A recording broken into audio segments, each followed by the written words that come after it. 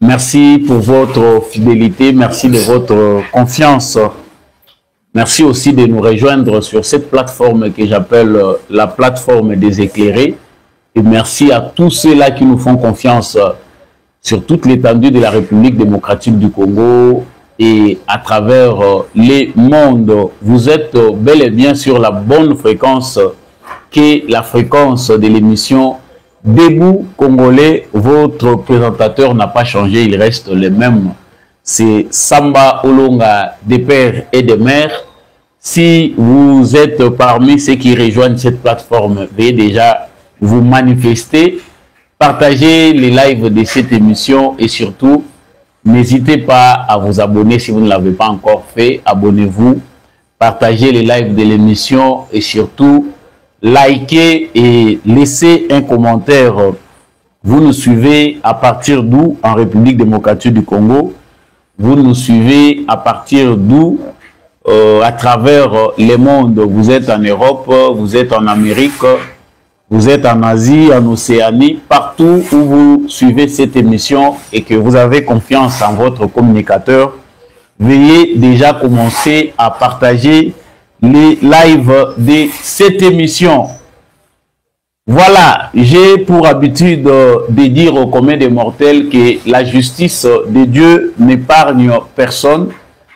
La justice de Dieu est au-dessus de toute autre justice. Sur terre, il y a aussi la justice, celle du Congo est des fois contournable. Celle du monde, des États-Unis, de la France et ailleurs, peut être corrompue. Mais celle de Dieu n'est pas corruptible. Donc, vous pouvez vous hasarder, puissant que vous êtes, malin que vous êtes, dans toutes les formes où vous allez poser vos actes, sachez toujours qu'il y aura un retour. On ne récolte que ce qu'on a semé. Tant que vous avez kolona mabe, yeba pe ke mbano na yo ezali lifuti ya mabe oyoyo osalaki. Voilà, je suis en direct de GCAM Télévision. Merci à tous ceux qui nous rejoignent déjà dans cette plateforme. Partagez les lives de cette émission, likez, abonnez-vous. Je suis obligé de vous attendre. Partagez les liens de l'émission et surtout n'hésitez pas à vous abonner. Partagez les liens de l'émission. Voilà. Aujourd'hui, nous allons parler de ces informations que nous venons de recevoir. Il ne faut jamais prendre à la légère l'information Bapé Sakabiso. Malobaya, Monseigneur To Abbé Donatien Cholé, Ezali, qu'on continue. Mais il y a des informations qui sont liées à l'obaki que Baswahiliphone Bazali menacé dans la République démocratique du Congo et qu'il faut le gouvernement à prêter attention. Là, on va tirer cette sonnette d'alarme pour l'autorité urbaine et la police, la police, il y a vu la Kinshasa. Que esengeli ba milengele parce que ezali na mabe moko ezali kolanda maloba oyo ebimaki na munoko ya Abbé Donatien Cholé. Nous allons parler ici de ces complots, ces pièges qui est tendu à Félix Tshisekedi na processus ya dialogue oyo ekei na ngambu ya EAC na SADC. Après Oyo Salamaki na SADC, après Oyo Basalaki conjointement SADC na EAC, tomoni proposition moko ebimi outre ba facilitateur o baponami ezali bongo ancien président Kenya Uhuru Kenyatta, Obasanjo du Nigeria, pe Haile Mariam Belassène Oyo Azali éthiopien. Ce sont là les trois médiateurs choisis. On a départagé Congo na Rwanda dans un processus conjoint entre l'EAC et la SADC. Mais il y a une réunion moko esalemaki ya munene ya ba chef d'état-major ya EAC. Na kati ya réunion wana, il paraît que bazali ko proposer statut moko particulière ou esengeli ba pesa na ville ya Goma pe ya Bukavu. C'est-à-dire, bisika où l'armée rwandaise a occupé, balingi ba redéployer force moko quelconque, il y a EAC, topé opération moko conjointe, ba kitali sous ma balue wana pour assurer sécurité, il y a ma population et autres en entendant que le processus est que détient à Souka. Le piège est grand, c'est dont nous allons parler dans la 4e émission Oyo Ezali Koyeba. Quel est l'objectif visé à travers ces statuts-là Oyo Balingi ba accordé dans la ville Yagoma na Bukavu? Et quel sera le rôle de la République démocratique du Congo? Donc, ville Yagoma na Bukavu, basi bayokani kuna que bapesa ngo statut mususu et pas yabatu ya EAC. On ne sait pas la SADC baza d'accord que makabwe ke ndenge wana tokolobelango na 4e émission Oyo. Qu'est-ce qui se passe avec les Africains? Baza kolinga nini pona Congo? Pourquoi les Africains baza konyoko la Congo aussi comme les Occidentaux? J'en parle dans cette émission. Dans cette émission, nous allons parler de la venue du procureur général de la CPI. Procureur et la CPI à Nyataki Makolonaye na Congo. Il a parlé, à s'exprimer, trop c'est trop, selon synthèse Yabadir Naye. En tout cas, Makamoyo, ezali ko salema na Congo, ezali ko sepelisa yete, ezali ko sepelisa pe ba misusuté. Donc il a tiré cette sonnette d'alarme pour démontrer que ces pays azali pe engagés pour enquêter ou établir la responsabilité. Il y a des crimes où ils allaient commis à l'est de la République démocratique du Congo. Nous allons parler de ses conséquences. Il y a visite naïe, nini ezali visite, il y a procureur général, il y a ces pays, ils allaient présager nini. Donc le belango na 4e émission Oyo. Contrairement à ce que nous pouvons annoncer, tambour bâton, que l'Union européenne a fait quelque chose. L'Union européenne a décidé de couper la coopération militaire avec les Rwandais, mais il y a encore un flou qui persiste concernant l'accord sur les minéraux, cet accord signé avec l'Union européenne. Et l'Union européenne n'a non plus, le Conseil européen n'a pas osé sanctionner les Rwandais. C'est-à-dire parmi les mauvais élèves de la situation en République démocratique du Congo se trouve aussi l'Union européenne. Bango, baza décidé, baza prêté, il y a qu'on sanctionner Rwanda. Commissaire européen, Azaroulia Mounoko. Plusieurs députés européens sont indignés de voir l'inertie, l'indifférence de l'Union européenne face à la situation en République démocratique du Congo. Que peuvent faire les autorités de la République démocratique du Congo? Faut-il toujours demander l'aide? Et Sengeli Tobe, Taka rapport, tu sais que l'Union européenne a sanctionné ou bien Bisso Morope, Sengeli tout ça là pas. J'en parle aussi dans les cadres de cette émission. Voilà, vous êtes le bienvenu sur GCAM Télévision, bienvenue sur dans l'émission Debout Congolais. Merci na Bino Nyonso Bozali pour rejoindre plateforme na Bino. Si vous êtes déjà en direct pour partager les lives de cette émission, veuillez déjà partager les lives. Vous n'êtes pas assez nombreux. Je ne sais pas pourquoi nous sommes un mardi, mais partagez déjà les lives de cette émission et surtout, n'hésitez pas à vous abonner. Je venais de dire que tous les informations où est alerté, alertés à la makasi, bino pebo partager en gros. Abbé Donatien Choli a confirmé qu'il via 5 ans que ezali na ba discours ya stigmatisation à Baswahili où ils a dangereux, ils a kosalema dans certaines provinces de la ville de Kinshasa et certaines provinces de la République démocratique du Congo. Malheureusement, Bissonion te déplora le fait qu'il a parlé de cette situation sans oser de nous démontrer à travers un exemple. Baswahili Oyo, Bazali soit agressé, soit stigmatisé, Bazali Wapi. Bazali na kweni ni la République démocratique du Congo, en dehors ya ba Oyo, Bazali Koboma, na armée rwandaise, na ba supplétif na bango ya M23. Malheureusement, les communiqués de la 5 n'a pas mentionné des exemples, des faits qui vont de pair avec l'information qu'ils ont voulu véhiculer. Il n'y a pas eu des exemples, il n'y a pas eu des cas qui démontrent clairement qu'il y a des swahiliphones au Baza menacés. Mais l'information que nous avons reçue, il dit que il y a un complot en gestation. Je préfère taire ma source et Sengeli, autorité à la police, va travailler ma cassi. Service et renseignement et travailler ma cassi na veiller surtout mingi na ville ya Kinshasa. Maloba ya donatien Cholé ezali na bato baza ko travailler dans l'ombre, bato balingi ba travailler pour na kokokisa yango baloba que Monseigneur Donatien Cholé azalaki na raison. Police, commissaire provincial, il y a la police, il y a ville à Kinshasa. Service, il y a renseignement. Balingi, babanda ko cibler certains swahiliphones pour nako bomakabango, bakrim. Et souvenez-vous que dans la ville à Kinshasa, il y a un réseau qui opère, exactement pour nako bangi sabatu. Nous l'avons vécu toujours au Kakanamboka Oyo.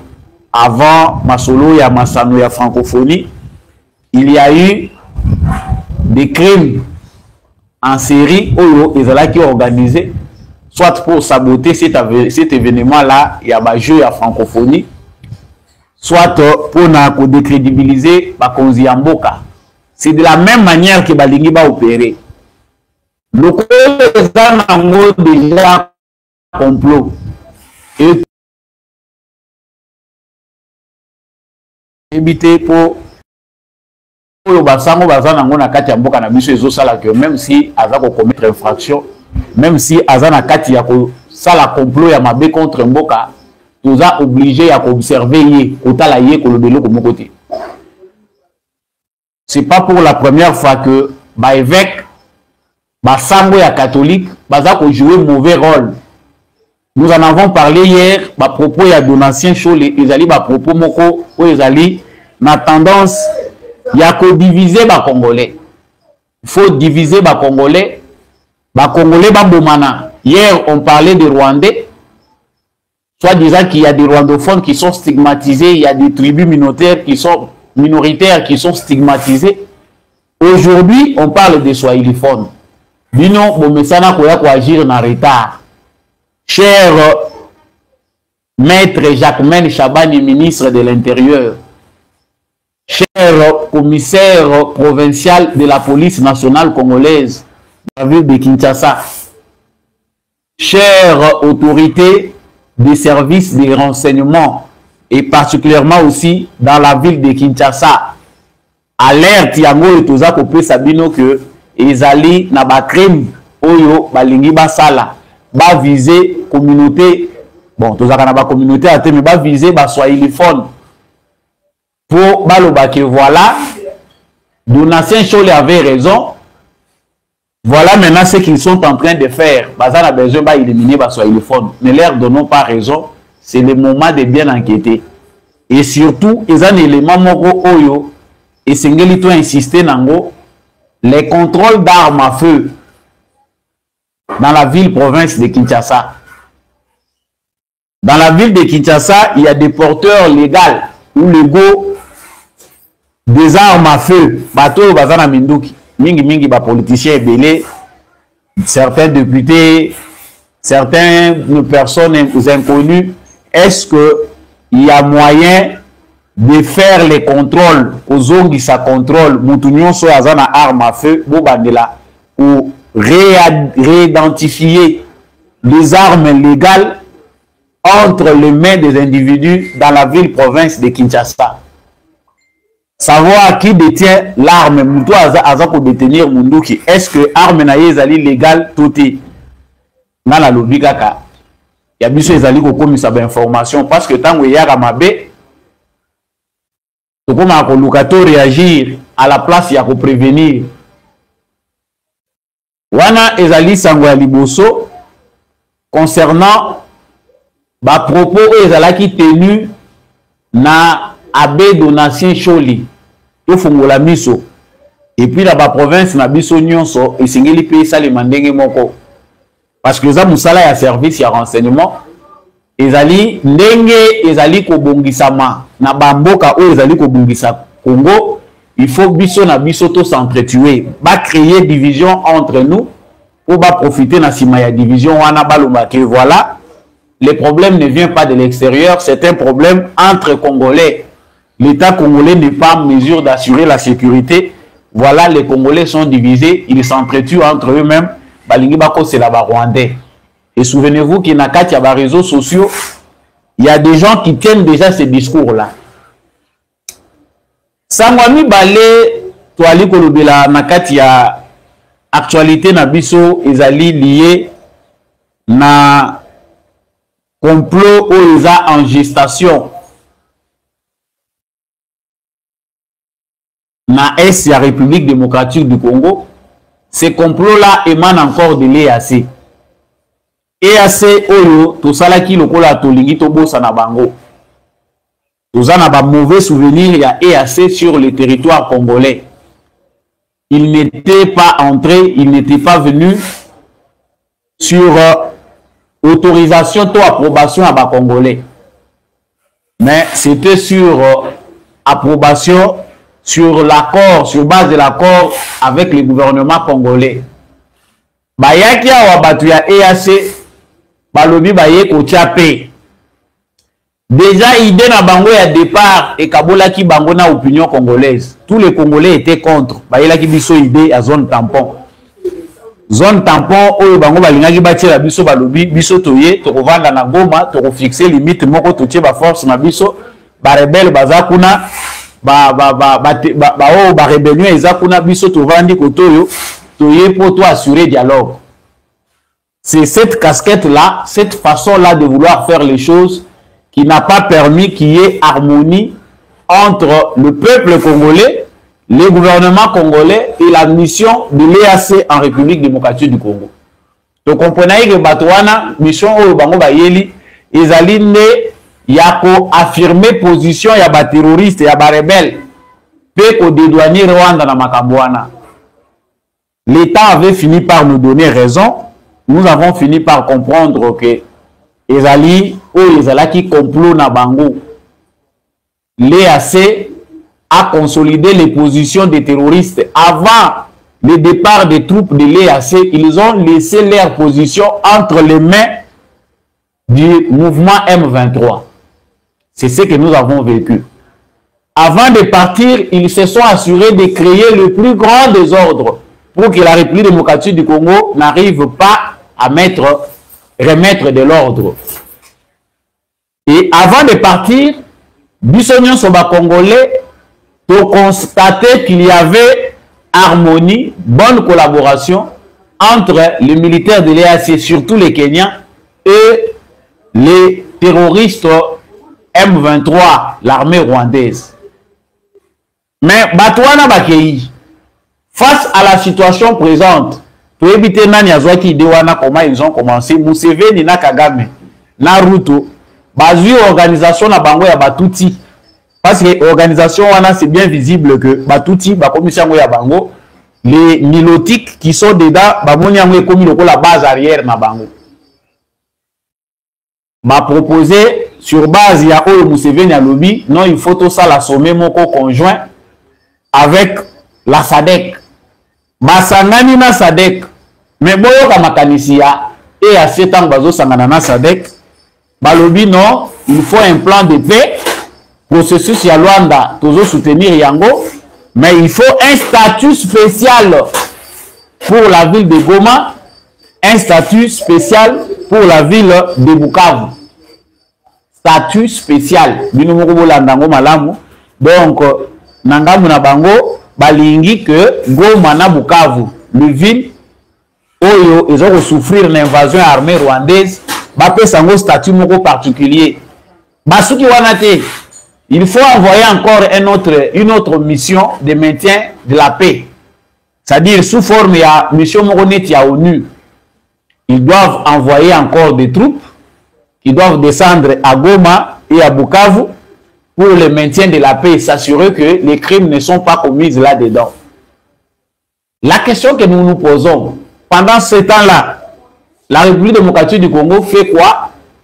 Les terroristes qui sont là, qui ont commis des actes ignobles, barbares, ils font quoi? Quelle serait réellement la position de la République démocratique du Congo, des services de la République démocratique du Congo?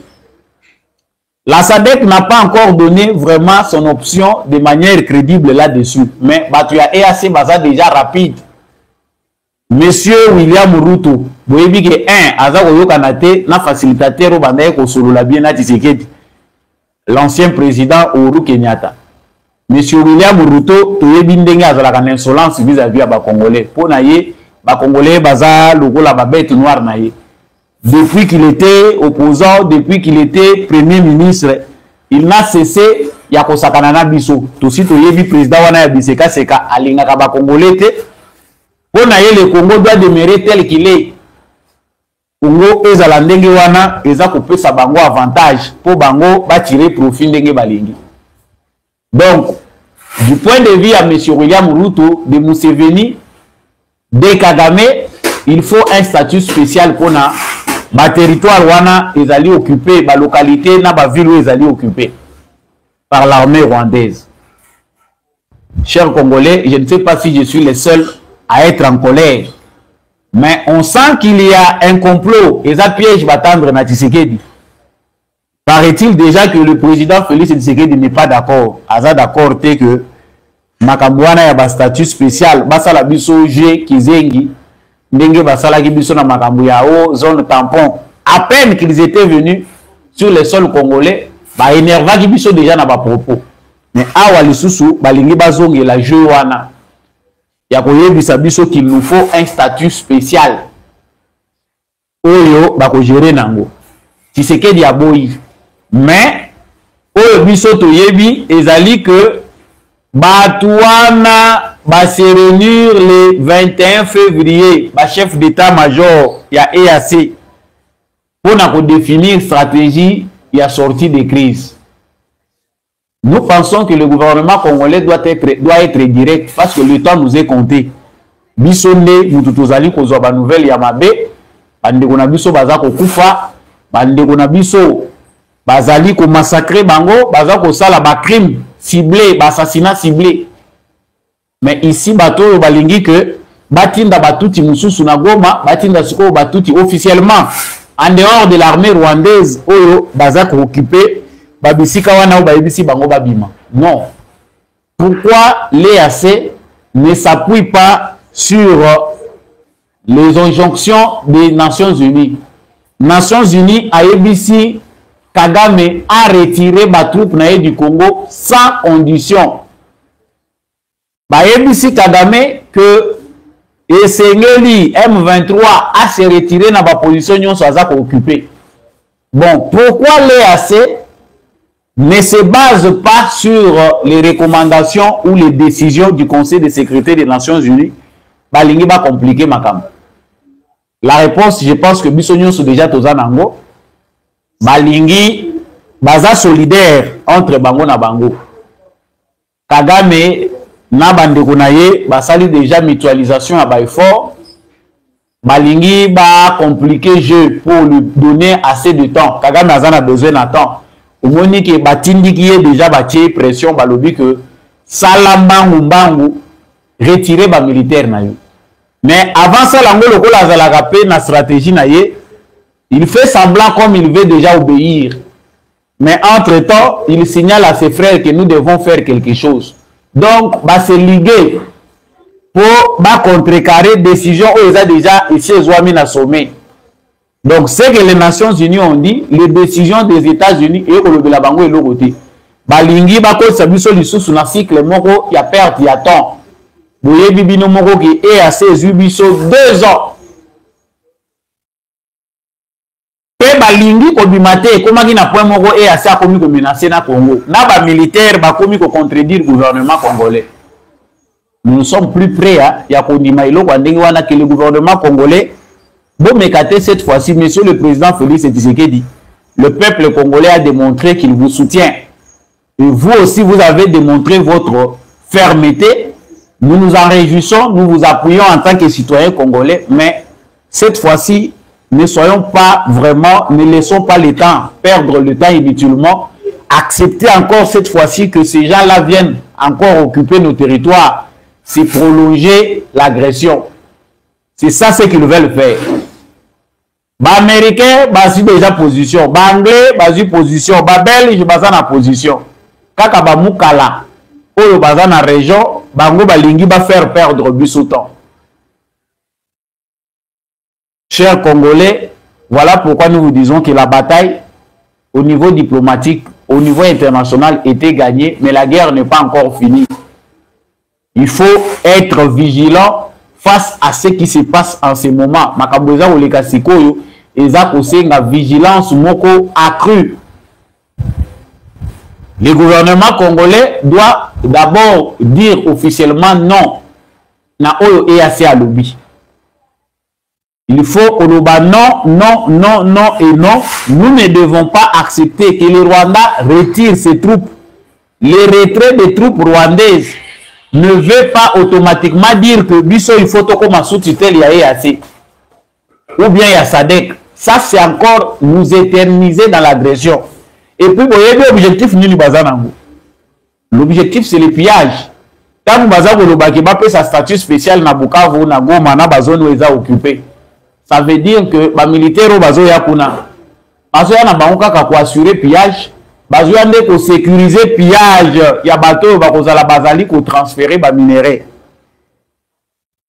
Cher gouvernement congolais, vous avez là la réalité qui se passe sur le terrain. Batouti va se liguer et comme nango combat moko ya race. Bango pona bango Nevo Kagame ke Tshisekedi. Tshisekedi a yeko bibi la bango kop na bango. Ils ne sont pas prêts à céder comme ça si facilement. Ils veulent que Bame Mamakamu ndenge mususu. S'il vous plaît, monsieur le président Félix Tshisekedi, il faut encore hausser les tons. Il faut les orienter. Yebi ke bango ba yebi ke oyo Tshisekedi asali bango na niveau ya Nations Unies, na niveau ya monde, bazoko ko digérer en beauté. Ils sont prêts, ya komima makambo ndenge mususu. Ba compliquer situation sur le terrain. Mais oyo ba yebi te c'est que c'est Tshisekedi qui détient la clé. Ce qui Tshisekedi asuki mutema, c'est l'embrasement de la région. Mouto Azako gérer Burundi, Azako gérer l'Afrique du Sud, les autres pays, où Baza d'accord, mais Tshisekedi qu'il faut buter Kagame dehors. C'est Tshisekedi qui est maître du jeu.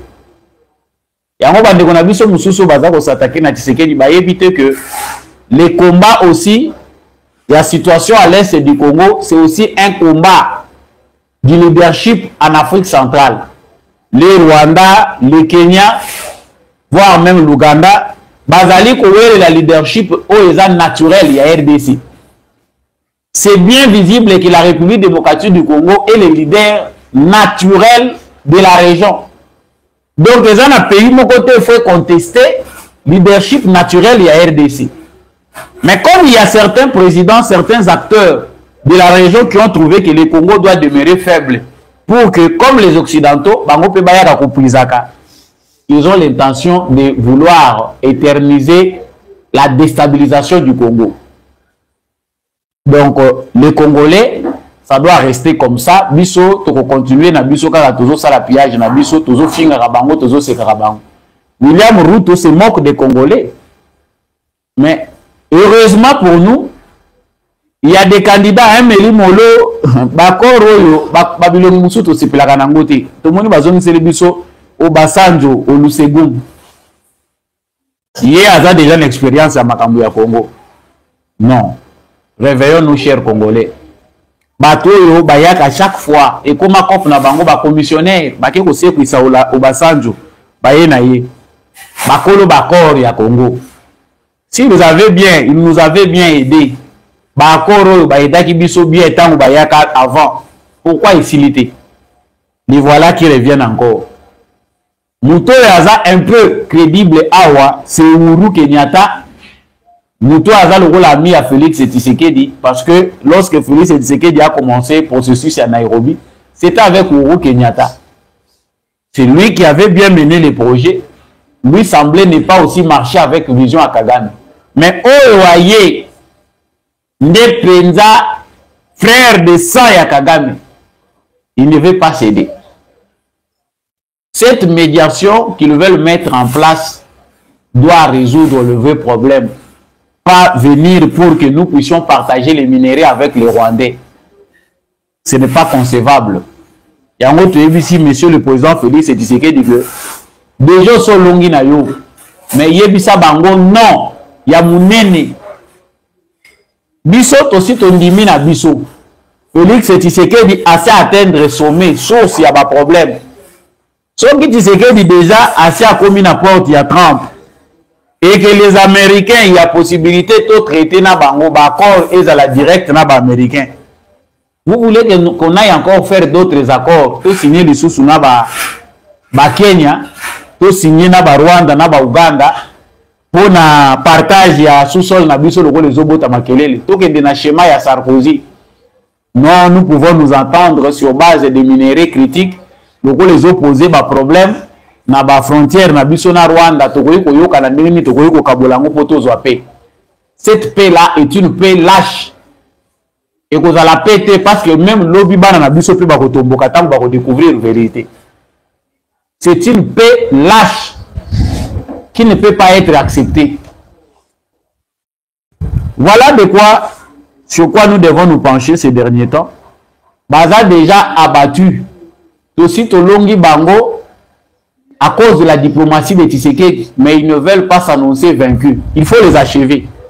Parce que si nous ne les achevons pas, demain, ils vont encore refaire surface. Sous d'autres formes.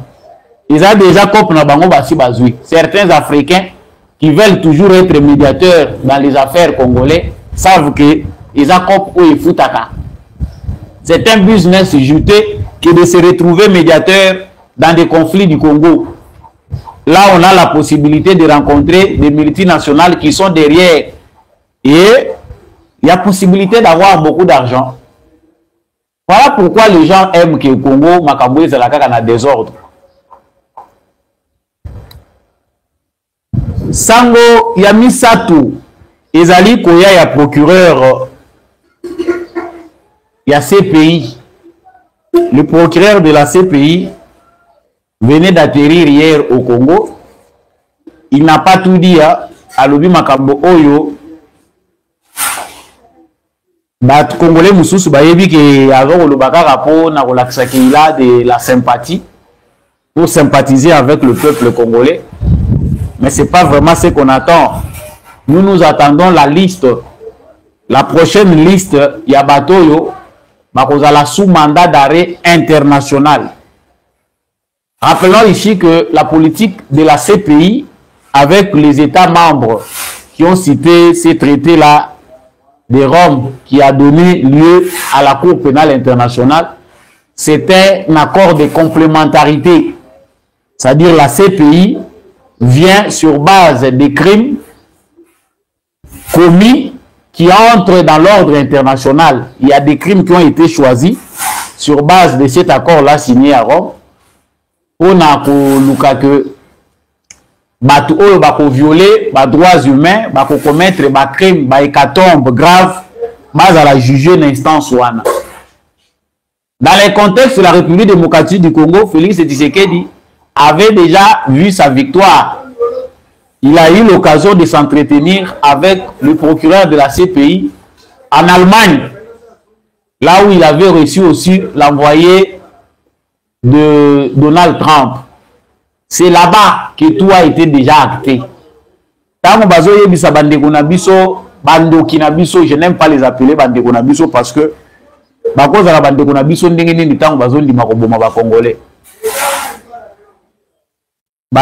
Bandokinabiso wana oyo ba accompagner les sous Rwandais na Goma tuyebisaki bango que c'est pas facile, ça ne se fera pas comme en 97 oyo boko se balader d'est à l'ouest, du nord au sud pour aller imposer un autre Rwandais. Nous l'avons dit ici tout le baï que eza facilité botika comédie. façon oyo Tshisekedi azomemela politique na Congo eza filé munene mazita ya filé oyo bazotia na ya mike na ya minene de sorte que na bambisi ya mike na ya minene cette fois-ci bakobima te. Les combats basés sur les droits au Tshisekedi aza ko mener eza ko verrouiller définitivement le Congo. C'est pour une paix durable. Dorénavant, il n'y aura pas de Congolais qui auront de légitimité en allant prendre des armes pour accéder au pouvoir. Ma base wana oyo tozwaki na Sun City, l'accord global et inclusif, après le dialogue intercongolais, il y avait un compromis. Les Congolais s'étaient entendus que plus question. Mais basenzi wana lokola ba mentalité na bango, ils a ya ba botte en caoutchouc, ba monaki que ils sont encore en mesure de le faire. Nanga attendait une légitimité internationale. Ceux qui ont accompagné Nanga et d'autres politiciens qui sont à Kinshasa s'attendaient à ce qu'il puisse y avoir une reconnaissance internationale. Qu'on puisse inclure que c'est que le mouvement terroriste M23, qui est une branche armée de l'armée rwandaise, fait, c'est une opposition militaire du Congo. Yango monaki, ezala basango, ezala ensemble, ezala kabila, bazolo balangage moko. Ils veulent légitimer cette agression-là. Bako misango opposition militaire. Baloba que voilà, ceux qui s'opposent aujourd'hui, qui veulent renverser Tshisekedi, ce sont des gens qui ont pris les armes parce que Tshisekedi ne respecte pas la Constitution, il ne respecte pas les droits, il viole la Constitution, il est en train d'arrêter arbitrairement Moni Bato Bamesani na mibe côté. Tolobaka ngomboko mukolokolinga tokolinga tozonga tout droit ezana mitu ekopé sa biso passe. Lelo oyo, je pense que nanga place azali ata asali semblant pour appeler sa biso image ya bien. Nous dire que ça va chez lui, mais biso to yebi que tension na ye eza ya komata. To yebi que adrénaline na ye eza bien té. Il fait semblant pour nous montrer qu'il est fort. C'est l'image qu'ils veulent nous transmettre. Mais bayebi que les taux se resserrent davantage. Quand on va couper la tête de Kagame, quand on met Kagame de côté, les restes là, ils servent à quoi? Nous vous avons dit que ce n'est pas facile. Dire facilement que Tshisekedi Azap était Nangazoya Togoyambaye, c'est méconnaître aujourd'hui l'environnement politique d'aujourd'hui, c'est méconnaître la situation actuelle du monde. Le loyo nanga na mande fois pembe akanisaki que bakoya bazo signer ba contrat lokola muzeti bakomi na pouvoir akanisaki que engouement ekozala ya ba multinationale bakozala na engouement moko ya bato bazo landa bango pour que ces gens-là puissent signer des accords avec eux. Kagame ayebisaki bango bino bo pika kaka. Une fois que tokozwa adhésion internationale, il y aura des multinationales qui vont accepter à votre demande et Tshisekedi va partir. Ce qui a signé accord avec l'entreprise ici, les assurances bananga bazwaki, les assurances Kabila pesaki bananga, les assurances Kabila zolaki bana ya batu azui na Katanga, bamususu azui na Kivu, atindi bango ba ke no pesa Kagame ba beki. Ils avaient l'assurance que Tshisekedi c'est déjà fini. Kabila ke kosala na lobby et pas à Donald Trump. Je vous ai dit ça hier. Dans le lobby que Mbongo et Tamboli est belé. Que ça soit au niveau international, que ça soit pour corrompre des généraux congolais et certains Congolais faibles d'esprit. Baké n'est pas Donald Trump pour noter tout ça au pouvoir. Mais dans le contexte où le loi a au pouvoir, on va faire ça en 10 minutes. Avec quel argument? Donc, vous avez confondu époque Yara Fidel, na 2025 au Toza.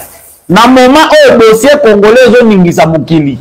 Mokili Mobimba Balembi, Congo à gauche, Congo à droite. Des équipes de football sont menacées pour qu'ils abandonnent leur partenariat avec le Rwanda. Il y a des Congolais qui se trompent, qui pensent que, voilà, il faut encore aller signer d'autres accords et venir dire que ce n'est pas le Rwanda. C'est un problème des Congolais qui s'est été incompétent. Nanga, attention, ça bien. Tu as vu ça qui bino que Botika pour se tromper à l'époque. Ma créé pe makele le belé et le baki tu sais que diawa. Makele le cas qui mingi. Agitation. Tshisekedi est déjà partant. Bientôt, Nanga Kokoma Kishasa. Cessez d'aller tomber dans les pièges des gens qui connaissent ce qu'ils font par rapport à leurs intérêts. Ce n'est pas nos intérêts à nous. Que M. Nanga se prépare. Biso biloro awa, tosi to tchaki ango gage, tozu ango, échec commis à l'État congolais. Bobuka boteka, eza les sous ya yete. Le la ya linga qui a gagné plus. Le Congo t'a tout donné. Ou détourné mbongo ya élection awa. Ozana ba immeuble, ba hôtel, ba concession, ou lobité, kokinga te, fona zalaka na ba mine belé.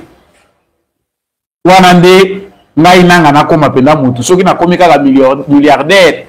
Wanande nandimi ke Congo epesinga nyonso. Tala lelo. Kanda na bango, au monique aujourd'hui, kanda ya ba Rwandais, que le plan a échoué, ils vont commencer à massacrer nos frères. Bayebi ke il faut bakende.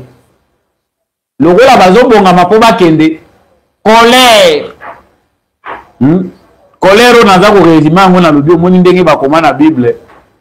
Malheur à la terre et à la mer. Quand le diable est descendu sur vous animé d'une grande colère. Sachant qu'il a peu de jours. Yango tozo komona pasi na bandengo na biso baza na Bungoma Bukavu. Le rôle banyanga la kata wana ba moni que tana bango eza réduit. Le monde entier a mis Kagame contre mur. Batu nyonso babalukeli.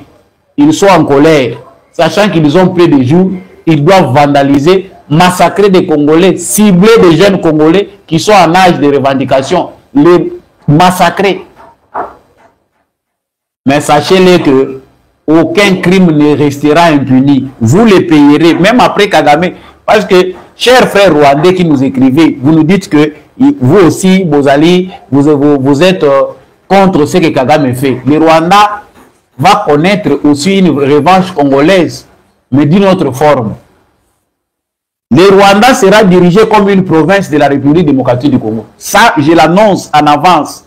Et vous verrez que dans les prochaines années, tenez à partir d'aujourd'hui, quand le Congo va reprendre son leadership en Afrique centrale, il n'y aura pas de dirigeants rwandais sans que cela passe par le Congo. Il y a toujours une manière de se venger. La RDC ne va pas aller encore massacrer les Rwandais, aller faire ce que le Rwanda a fait au Congo, a fait en République démocratique du Congo pendant tout ce temps. Mais le Congo va se venger à sa manière. La meilleure façon de se venger, c'est comprendre que nous sommes une puissance.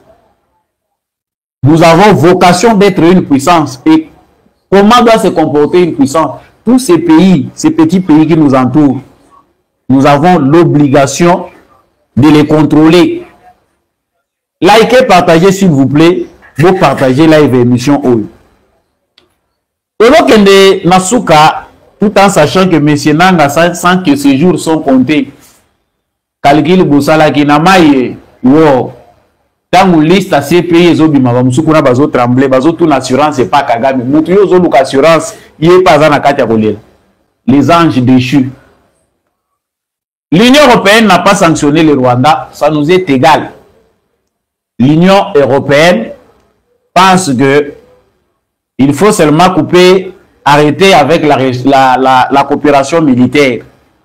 Mais lorsqu'il s'agit de mettre fin à la coopération sur le plan minier, les fonctionnaires européens ont peur de leur bailleur de fonds. Je peux aller directement pour traduire, pour ceux qui cherchent à comprendre pourquoi l'Union européenne n'arrive pas à sanctionner les Rwandais. Les entreprises, les multinationales européennes, les entreprises multinationales qui sont derrière l'achat des minéraux du sang au Rwanda ne veulent pas que l'Union européenne puisse sanctionner le Rwanda.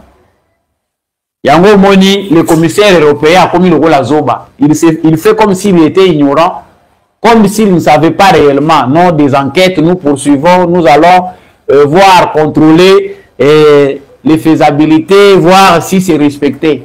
Moni Dengue a commis Zoba. Un empire divisé en lui-même ne peut pas subsister. C'est l'effondrement de l'Europe. les Européens n'arrivent pas à parler d'une seule voix dans n'importe quel sujet. Ils sont en débandade. Voilà maintenant qu'on a compris le sale jeu. Grâce à la diplomatie de Tshisekedi, nous avons compris que les Européens sont un danger pour notre développement. Ils ne peuvent en aucun cas accepter que nous soyons développés. Aujourd'hui, ils sont en train de tâtonner. L'Allemagne sanctionne à sa manière, le Royaume-Uni sanctionne à sa manière, la Belgique le fait, mais le Rwanda, l'Union européenne, dans l'ensemble, la Commission, le Conseil européen ne veut pas le faire. Le Parlement a déjà voté pour des sanctions, mais comme l'école les a bloqués. Ceci nous aide à comprendre comment fonctionne le système européen de prédation. Ces individus que vous voyez à la Commission européenne, ce ne sont que des simples fonctionnaires. Ils sont payés, ils sont nantis par ceux qui pillent, ceux qui commettent des crimes à l'est de la République démocratique du Congo. Le multinational amène des moyens aux politiciens européens pour qu'ils puissent s'asseoir, négliger le dossier des crimes commis à l'est de la République démocratique du Congo. Il faut combien de dossiers pour que les commissaires européens comprennent que ça suffit. Il faut laisser les Congolais libres. Un continent de receleurs. Les autres ont déjà honte. L'Allemagne a honte. Ils ont trouvé qu'il faut décider. Je coupe mon aide. La Belgique également. Le Royaume-Uni menace le Rwanda. Mais l'Union européenne ne fait rien. Coquille vide. Donc nous pouvons comprendre que l'Union européenne, en quelque sorte, c'est un peu aussi comme l'Union africaine. Coquille vide. Il n'y a rien dedans. Nous, on pensait que l'Union européenne, c'est quelque chose. Ça ne veut rien dire. Monsieur le président Félix Tshisekedi, avec votre gouvernement, qu'est-ce que vous attendez? Il faut les achever. Pourquoi nous devons attendre que les Européens, après nous piller, nous avoir pillés, après leur collaboration, sur base des minéraux que pille le Rwanda via la prédation, les viols, les massacres, nous attendons qu'on nous amène 50 millions, 20 millions, non, nous soutenons le système éducatif congolais. 10 millions, non, nous voulons construire des infrastructures sur le plan judiciaire. C'est de la sorcellerie. Vous tuez de l'autre côté, vous tuez à gauche et vous venez faire semblant de nous donner l'aide à gauche. C'est inconcevable. Et nous acceptons cette aide-là. C'est-à-dire que nous sommes complices de nos propres massacres. Le gouvernement congolais doit mettre fin à ces contrastes.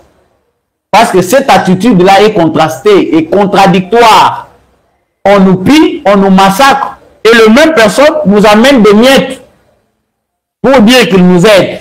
Et nous acceptons cela. Non, l'accompagnement de l'Union européenne, l'aide au développement. L'Union européenne souhaite revoir sa politique d'aide au développement à la République démocratique du Congo. Monsieur le Président, ça doit cesser. Cet argent-là, au lieu de prendre l'argent qui vient de l'Union européenne, il faut mettre l'accent sur la rigueur, la transparence dans la gestion financière de la République. Il y a beaucoup d'argent au Congo. Même s'ils nous pillent, si nous mettons plus de rigueur dans ce que nous gérons, on ne peut pas encore aller demander de l'aide. Chercher à ce que ces gens-là viennent nous ajouter. Non, nous ajoutons 30 millions, que nous allons nous-mêmes gérer. Nous aidons la 111e brigade d'intervention rapide de l'armée congolaise. Voilà, nous mettons les moyens, mais ces moyens-là seront gérés par nous. Nous acceptons d'être ridiculisés. Monsieur le président Félix Tshisekedi, mettez fin à la coopération avec l'Union européenne. Cet argent-là qu'ils gèrent eux-mêmes ne nous sert à rien. Il y a l'argent ici au Congo. Mettons seulement juste l'accent sur la gestion. Le Congolais comprendre qu'il y a eu des erreurs qu'il faut réparer. Parce qu'aujourd'hui, là, on comprend que le gouvernement congolais veut rapidement réduire les trains de vie des institutions, augmenter les salaires des militaires. Ah, mieux vaut tard que jamais. Mettons l'accent sur la gouvernance. S'il y a moins d'intérêt pour les politiciens en République démocratique du Congo, il y aura moins de crimes. Beaucoup de gens vont quitter la politique. Mais quand il y a plus d'intérêt, je deviens aujourd'hui président de l'Assemblée nationale. Possibilité d'être multimillionnaire en une année. Beaucoup d'argent à leur disposition. Trop de frais de fonctionnement. Ils fonctionnent en quoi? Juste les papiers et les stylos ici. On peut contrôler, voir, ils fonctionnent en quoi? Tous ces millions-là qu'on dépense dans nos institutions vont dans les poches des individus. Non. Soyez rigoureux, monsieur le président de la République. La politique, c'est le secteur qui donne plus d'intérêt en République démocratique du Congo. Voilà pourquoi il y a rué dans la politique. Les gens veulent tous faire la politique parce que l'argent là-bas.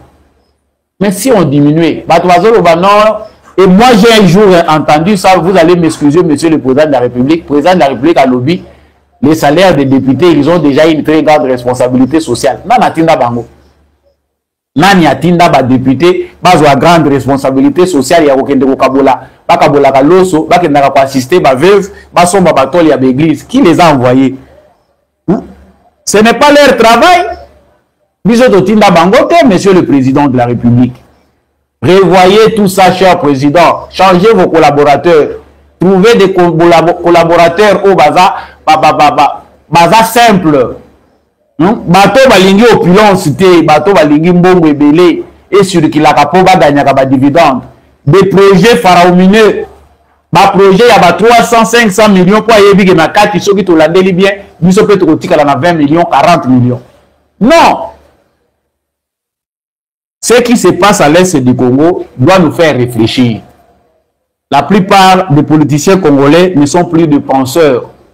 Ce sont des gens qui juste réfléchissent à bout de doigts lorsqu'il y a des problèmes et ils abandonnent dans la plupart du temps parce qu'ils ont besoin d'argent. Il faut mettre en compétition ceux qui veulent faire la politique. Il n'a rien à apporter, on les met à côté. Qu'avoir plus de ministères et on se demande même si c'est que certains font dans leur bureau, dans les ministères, ils font quoi? Tout éviter. Nous sommes conseil. Monsieur le président de la République, nous sommes des conseillers publics. Conseil public est gratuit. Nous n'avons pas besoin de 20 ministères pour faire fonctionner le Congo dans le moment où. Pour que ça soit bien contrôlé, on peut en avoir 15, voire même 13. Ça va fonctionner. Et nous allons faire décoller le Congo. Ce qui se passe doit faire réfléchir les Congolais dans tous les sens pour apporter ma solution. Émission Yamukola Lelo et Komina Souka, beau liker, beau partager yango, vraiment. Nabanzi Lelo Bozalaki Pendamingi à Kolanda Biso, partagez les lives de cette émission, likez, abonnez-vous et laissez un commentaire. Koti sa vidéo oyo ki ndebisika nyonso sengeli Congolais azala debout. Toti kalisusu e asena Sadek baya na Goma na Bukavu te. Oyo balingi bacha biso statut spécial wana tobo ya yango. Le gouvernement congolais doit dire non à haute voix. Il n'y a pas de statut spécial pour un pays agressé. Émission et Sili, vous pouvez revoir en haut toujours la même chaîne. C'est votre présentateur Samba Olonga de Père et de Mère. Merci à l'équipe technique qui m'a accompagné de Ndekombi à Chaco. Merci à l'apôtre Gérard Kabiachovo, à l'homme de la vérité des urnes. Jean-Louis Chimbalanga, papa Maurice Kikangala, papa Michel Lumakaso, papa Boniface Mpunga, papa Fredingwa, maman Bilbilonda, maman Rose Sirikari, maman Lisette Mombendou, maman Anima Samba, Peba Union Sobolingaka. Samba Olonga, partagez les lives de cette émission surtout. N'hésitez pas de vous abonner et de liker. On se retrouve prochainement avec un nouveau numéro. Wazalendo na motema, Fardese na motema.